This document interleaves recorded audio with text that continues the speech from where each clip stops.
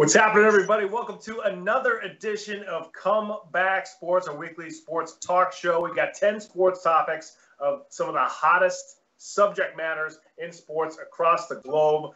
Great to have you with us, folks. I am Pat, the shot caller, Flaherty, and as always, I'm joined by my partner, Brandon, the coach, Perry. Brandon, thank you so much to you and Coach Duarte last week. The Coach's Corner show last week was amazing. I hope folks get to our subscription section of YouTube. Go to Comeback Sports, subscribe, go to our channel. Check out all the segments from last week's show because it was an outstanding show with Brandon and Coach Duarte getting after it. So, Brandon, great job last week, buddy.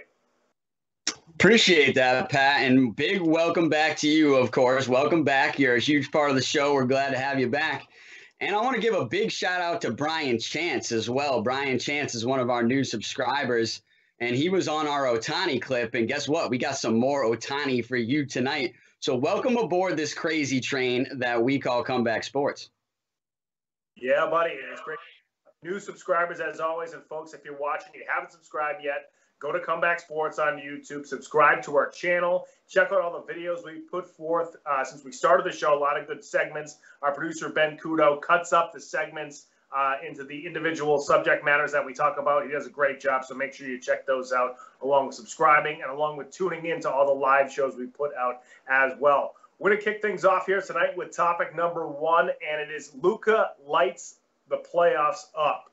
Luka Doncic, even though Dallas lost to the Clippers in the first round, Luka Doncic was amazing in this playoff series.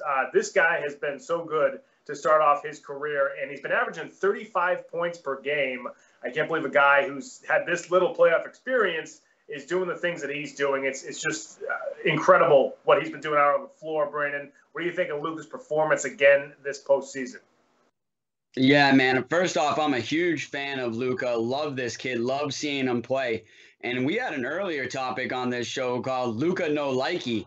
Well, I think this one should be Luka Likey. Luka Likey the playoffs, because I mean, he has just been absolutely lighting it up in the playoffs. Youngest player ever to average 35 points per game in a playoff series and in a playoff stretch. And I mean, the NBA has been around for a long time with a lot of great players. I'm wearing one of his jerseys right now, and he didn't even do that at that age. So it just shows how good Luka Doncic really is. And I've always talked about it that I saw this coming from this kid. I've been tweeting about this kid since he entered the NBA. He is a special talent, a generational talent.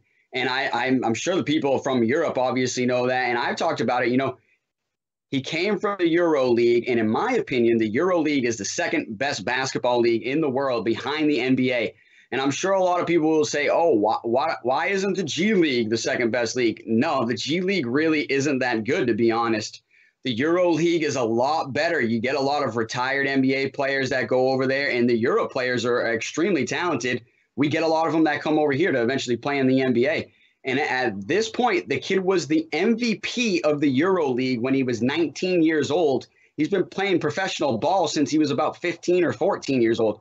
So he's really seasoned. He's a veteran at this point, but it's crazy because he's still a young superstar. But, man, just really fun guy to watch. Been tearing it up. But honestly, I am not surprised that he was tearing it up and averaging that many points per game and setting that record. Yeah, this guy eyes well beyond years. You mentioned he played over in Europe. Even though it's a lesser competition than the NBA, you're playing against men. So when he was 16 or 17, because you can play even that young in these European leagues, he was playing against big boys. So he wasn't going to blow by any of those guys. He wasn't going to outmuscle those guys. So you see Doncic's game, it's very crafty. He knows where to get, he knows to get to his spots on the floor. He can shoot. He can still develop an even better three-point shot. But he knows how to get to his spots. He knows where to go. He knows how to find angles. He knows how to get to the rim using his, intelligence and angles, and just knows how to play the game. I know that's that's a cliche thing to say about a lot of great basketball players, but he just knows what he's doing out there at a very young age.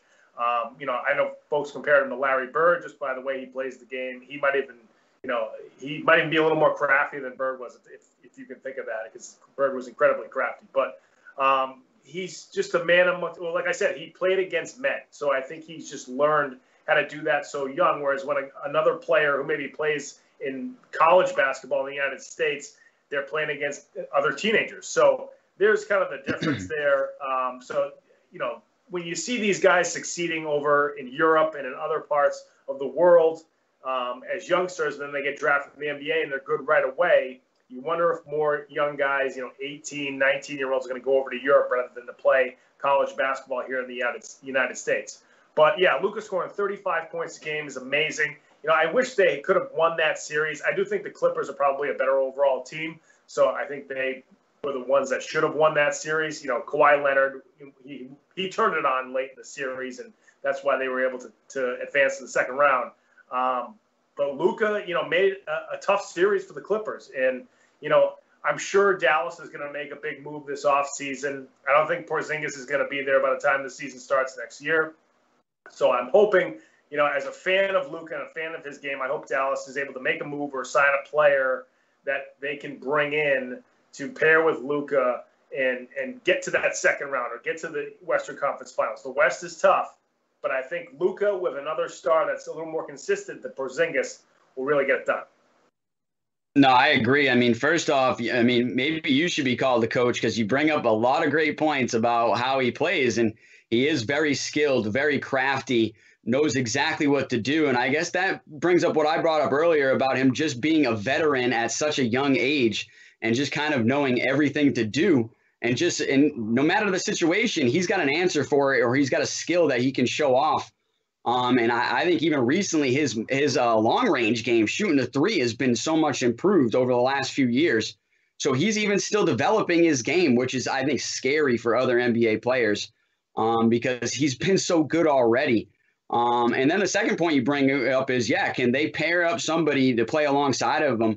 Rumor has it recently that Porzingis is not happy playing alongside of him, which I don't know why you wouldn't be. This kid's one of the best players in the NBA and is going to get you open and get you open shots. I think Porzingis is that type of player that kind of needs all the light shined on him, especially coming out of New York City. He kind of still feels like he needs all that light on him. But honestly, you're the second best player on the team now. And so you got to kind of act like that and actually be a team player and go along with that and play your role on the team. But I think you're right. I think Porzingis is probably out the door. So it's who can they get to replace him to play alongside this kid. And I know most recently they also asked him, hey, you're going to be on the market. You know, is Dallas going to sign you to a supermax deal this offseason and in the summer? And his answer was, you know it. So expect him to sign that supermax deal, which is going to be a big, big, big deal that we will cover over the summer to stay in Dallas. But yeah, let's see who they can get alongside of him.